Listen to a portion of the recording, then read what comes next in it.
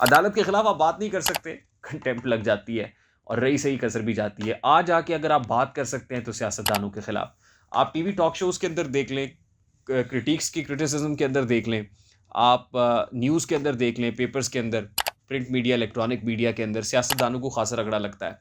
और होता है, पार्लियामान के अंदर हुई कानून साज़ी के ऊपर खासी बहस होती है। लेकिन अब सियासतदानों ने भी अपनी तौहीन के लिए एक रेड लाइन ड्रॉ कर ली है।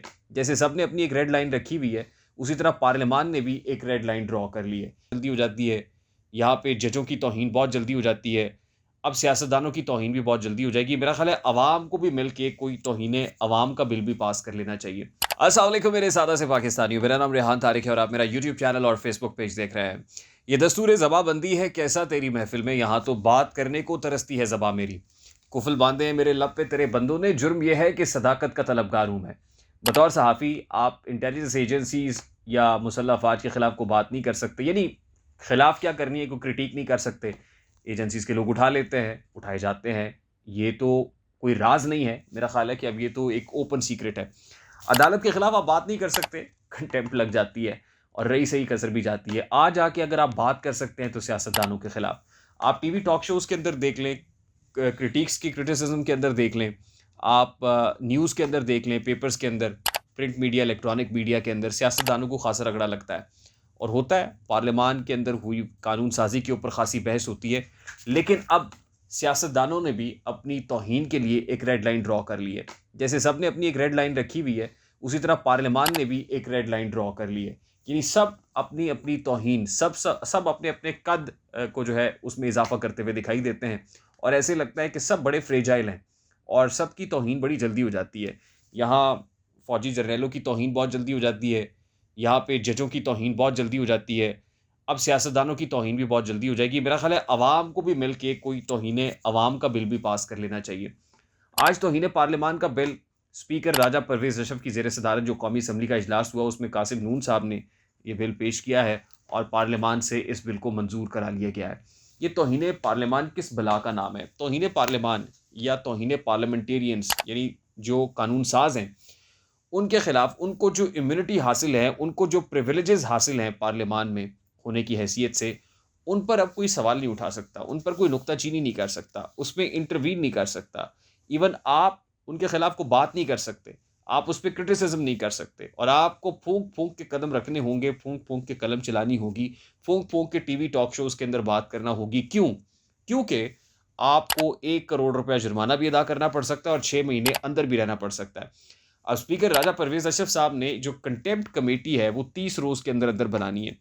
इस कंटेम्प्ट कमेटी के अंदर 24 अरकान होंगे, 14 हुकूमती जमात से और 10 ऑपोज़िशन जमात से। ये 24 अरकान जो हैं, इन पर मुश्तमिल एक कंटेम्प्ट कमेटी होगी जो सज़ा का तयन करेगी। यानी वो शख्स जिसके ऊपर शाइबा होगा कि इसने कंटेम्प्ट की है पार्लियामान की, उसको कमेटी के सामने बुलाया जाएगा और अगर कमेटी के सामने पेश नहीं होता, तो कमेटी मजाज़ होगी कि उसके वारंट गिरफ्तारी भी जारी कर दे। यानी जो पकड़-धकड़ है उसका सिलसिला शुरू हो जाएगा।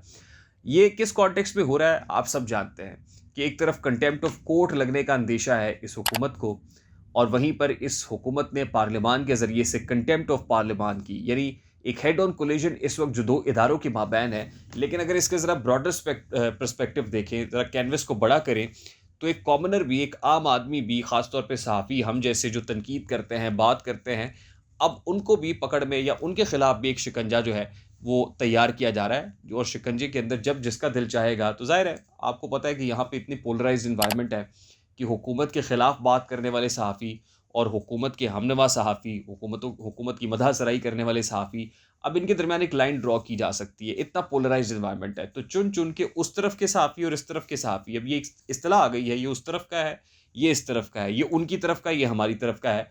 तो फिर जिस तरफ जिसका हाथ पड़ता होगा वो उस तरफ कार्रवाई कर लेगा या हल चला लेगा। अच्छा, अब ये जो कंटेम्प्ट ऑफ पार्लियामान है, इसके अंदर जानबूझकर मुक़न्ना के ऐवान या कानून साज़ कमेटी को गुमराह करना, किसी घर या कमेटी के सामने गवाही देने या दस्तावेज़ात पेश करने से इनकार करना और रिश्वत या धमकियों के ज़रिए मुक़न्ना के रुकन को मुतासिर करने की कोशिश करना, यानी ये सब कुछ कंटेम्प्ट के अंदर आता है। ये कंटेम्प्ट के ज़ुमरे में या तौहीन पार्लियामान के ज़ुमरे में आता है। और ये जो इस वक्त मेरे हाथ में सफ़ा है, contempt and grounds of contempt, के नाम से ये जो बिल है इसके अंदर कुछ ग्राउंड्स प्रपोज की गई हैं। और पहला ग्राउंड ये है कि wilfully breach the privilege of a member, यानी चाहते हुए वो एक पार्लियामेंटेरियन के जो प्रिविलेज है, जो उसको इस्तेहकाक हासिल है, जो इसकी इम्यूनिटी हासिल है, उसको ब्रीच करे, यानी उस पर नकब लगाए, उसके प्रिविलेज के खिलाफ जाए, उसके खिलाफ को बात करे। Wilfully violate any law guaranteeing the immunities और प्रिविलेजेस ऑफ द मेंबर, यानी वो तमाम कवानीन जो मेंबर को लेजिस्लेचर के अंदर बैठने वाले, जो मुकन्ना के अंदर बैठने वाले कानून साज या एमएनए हैं, उसको जो जो इम्यूनिटीज़ जो कवानीन देते हैं उन कवानीन को वायलेट करने वाला इसकी पकड़ में आएगा। फिर रिफ्यूज़ टू गिव एविडेंस और recorded false statement before a committee, जब वो कमेटी के सामने पेश हो, या तो वो शवाहिद पेश ना करे, या फिर जो शवाहिद पेश करे वो झूठ पर मबनी हो, तो वो भी उसके ऊपर भी कंटेम्प्ट ऑफ पार्लियामेंट लग जाएगी। अटेम्प्टिंग और influence a witness either by intimidation, threat और use of force to prevent him from providing evidence, जो जो एविडेंस या जो गवाह पेश किए जा रहे हैं कमेटी के सामने, उसको थ्रेटन किया जाए, उसको धमकी दी जाए इसलिए कि वो एविडेंस ना पेश कर सके, तो तब भी आप कंटेम्प्ट आपके ऊपर लगेगी, आप इसके जुमरे में आएंगे।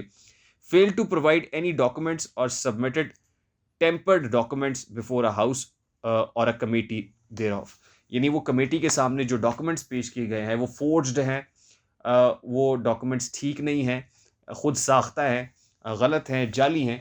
ये तमाम तर वो ग्राउंड्स हैं जो कंटेम्प्ट के ग्राउंड्स हैं। यानी इन ग्राउंड्स के तहत जो है वो कोई भी जो पार्लियामान के ऊपर, पार्लियामेंटेरियन के ऊपर उंगली उठाएगा, इवन पार्लियामान के अंदर जो काम करने वाला स्टाफ है, जो अमला है, जो सरकारी लोग हैं, उनके खिलाफ भी आप कोई बात नहीं कर सकते। अच्छा, ये जो कंटेम्प्ट ऑफ पार्लियामान है, ये कोई पाकिस्तान के अंदर ही कोई पहली बार नहीं हुआ है, बल्कि ऐसे कवानीन जो हैं वो बरतानिया के अंदर भी मौजूद हैं, हमारे हमसाया मुल्क भारत के अंदर भी मौजूद हैं, जहाँ पार्लियामेंटेरियंस के इस्तेहकाक को मजरू करने पर कंटेम्प्ट लगाई जा सकती है। और वहाँ पर पार्लियामान इतनी मजबूत है कि वहाँ फ़ौजी जर्नैलों को या अदालती जजेस को पार्लियामानी कमेटियों के सामने पेश होता देखा जा सकता है। रिसेंटली अमेरिका के अंदर हमने जो टॉप ब्रास है मिलिट्री की, उसको पार्लियामेंट के सामने पेश होकर सवालों का जवाब देते हुए देखा गया है। अपर हाउस में जब वो पेश हुए तो उनसे बड़े सख्त सवालात किए गए, ख़ास तौर पे जो अफ़गानिस्तान के अंदर जो मामलात हुए, वहाँ से इवैक्यूएशन थी फ़ौजियों की और ये सब, तो उसके ऊपर जो है वो बड़ा क्रिटिकल सवालात हुए, और उसके बड़े जो है वो तुंदो तेज़ सवालात के जवाबात भी पूरे तरीके से तसल्ली बख्श जो है पार्लियामान के सामने दिए गए। इसी तरह जजेस को भी पार्लियामान के अंदर बुलाया जा सकता है, यानी पार्लियामान इसीलिए सुप्रीम होती है, सुप्रीमेसी ऑफ द पार्लियामान की बात की जाती है कि पार्लियामान जो है वो जो स्टेट ऑफिशियल्स हैं, जो रियासती ओहदेदार हैं, एहलकार हैं, उनको तलब कर सकती है किसी भी मौके के ऊपर। और ज़ाहिर है पार्लियामान को ये सुप्रीमेसी अवाम की वजह से मिलती है, क्योंकि अवाम वोट करते हैं तो पार्लियामेंटेरियंस लेजिस्लेचर के अंदर जाके बैठने के अहल होते हैं। अच्छा, और फिर इसके अंदर एक कॉन्सेप्ट ये भी है कि कोई भी अबव द लॉ नहीं है। जैसे मैग्ना कार्टा की एग्जांपल की दी जाती है, 1215 के अंदर बरतानिया ने जब अपने ही बादशाह के सामने उसको मजबूर किया कि वो भी अपने आप को कानून के सामने सरेंडर करे, तो इस इवेंट को, इस इंसिडेंट को बरतानिया के अंदर मैग्ना कार्टा की हैसियत हासिल है कि उसके बाद जो है वो पार्लियामान की सुप्रीमेसी की बात हुई और पार्लियामान को स्ट्रॉन्ग बनाया गया कि उस पार्लियामान के सामने बादशाह तक जो है वो जवाबदेह है। प्रैक्टिकली क्या होता है ये अलग बात है, कवानीन मौजूद हैं, लेकिन इन कवानीन को एक्सरसाइज कैसे किया जाता है ये दूसरी बात है। पंजाब असम्बली के अंदर भी एक ऐसा कानून चौधरी परवेज़ इलाही साहब की स्पीकरशिप के दौरान सामने आया, वो कानून मंजूर कराया गया, उस्मान बुज़दार उस वक्त वज़ीर आला थे, और फिर उस कानून को गवर्नर चौधरी सरवर ने रिजेक्ट किया। ज़ाहिर है जब गवर्नर 2 बार रिजेक्ट करता है किसी बिल को, तो वो फिर अल्टीमेटली ऑटोमेटिकली वो कानून की शक्ल इख्तियार कर लेता है। लेकिन एक बहस उठी कि गवर्नर भी पाकिस्तान तहरीक इंसाफ का था, परवेज़ इलाही साहब इत्तेहादी हुकूमत में स्पीकर थे, पीटीआई की गवर्नमेंट थी, और उस दौरान खुद एक डिफरेंस ऑफ ओपिनियन आ गया, और उसमें भी ये था कि सहाफ़ियों को भी आप पकड़ धकड़ कर सकते थे, ब्यूरोक्रेसी की, सेक्रेटरीज़ की पकड़ धकड़ कर सकते थे, जो पार्लियामेंटेरियंस हैं उनके इस्तेहकाक की बात की जा रही थी। जब इस तरह की बात होती है तो यकीनन नुक्ताचीनी होती है, इस तरह के कवानीन के ऊपर सवालात उठते हैं। हमारे यहाँ कानून बनने में कोई प्रॉब्लम नहीं है, कवानीन बहुत सारे हैं, लेकिन इन कवानीन की अमलदारी पर बहुत सारे सवालात उठते हैं कि जब ये कानून बन जाएगा तो क्या इस कानून को कोई अपने लिए इस्तेमाल तो नहीं करेगा, क्या किसी को स्नब करने के लिए, किसी को पकड़ने के लिए, किसी को विक्टिमाइज करने के लिए इस्तेमाल तो नहीं करेगा। और यकीनन जैसे मैंने आपको कहा कि जितना पोलराइज्ड एनवायरनमेंट है कि जहाँ जिसकी लाठी होती है उसकी बहस होती है, यानी जो समझता है कि वो एम्पावर्ड है, पावरफुल है, तो वो दूसरी तरफ के लोगों के खिलाफ कार्रवाइयाँ शुरू कर देता है। तो अभी भी ये जो कानून बना है इस तरह के, मैं तो कंटेम्प्ट ऑफ कोर्ट के ऊपर भी बिलीव नहीं करता। ठीक है, वो किसी भी इदारे की कंटेम्प्ट कैसे हो जाती है? क्या क्या किसी के कुछ कहने से, क्रिटिसिज्म करने से कोई इतना फ्रेजाइल है कि टूट के बिखर जाएगा? क्या इतना फ्रेजाइल है कोई मोम की गुड़िया है कोई अदालत कि पिघल जाएगी किसी की तनकीद करने से? कि क्या पार्लियामान या पार्लियामेंटेरियंस कोई इतने ज़्यादा वीक लोग होते हैं? ये कोई इतने कमज़ोर लोग होते हैं? क्या जलसों के अंदर इनको तनकीद नहीं होती है? सियासी जलसों के अंदर आप पहुँचते हैं, कॉन्स्टिट्यूएंसीज़ में पहुँचते हैं, आपके कॉन्स्टिट्यूएंट्स तनकीद नहीं करते, तो कल को आप क्या करेंगे? कोई तनकीद करेगा तो आप उसके ऊपर कंटेम्प्ट लगा देंगे कि जी मेरा इस्तेहकाक है, मैं जो मर्ज़ी करूँ। आप ये कैसे कह सकते हैं? उसको पार्लिमानी कमेटी के सामने पेश करेंगे और फिर उसको 1 करोड़ रुपया भी देना पड़ेगा और 6 महीने अंदर भी रखेंगे। नहीं आएगा तो आप उसके वारंट भी जारी कर देंगे। तो ऐसी लाइन्स ड्रॉ नहीं करनी चाहिए हैं। ये जिसको वो कहे कि जी ये हमारी रेड लाइन है जी, ये इसको आप जो है वो ब्रीच ना करें। तो फिर अवाम की भी कोई रेड लाइन ड्रॉ कर लेना जी। ये जो रोज़ अवाम की तौहीन होती है, तो ये जो तौहीन अवाम होती है, इसका भी कोई जवाब देगा? ये बड़ा सादा सा सवाल है। मुझे रेहान तारिक को इजाज़त दीजिए, अपना बहुत सारा ख़्याल रखिएगा। अस्सलाम वालेकुम।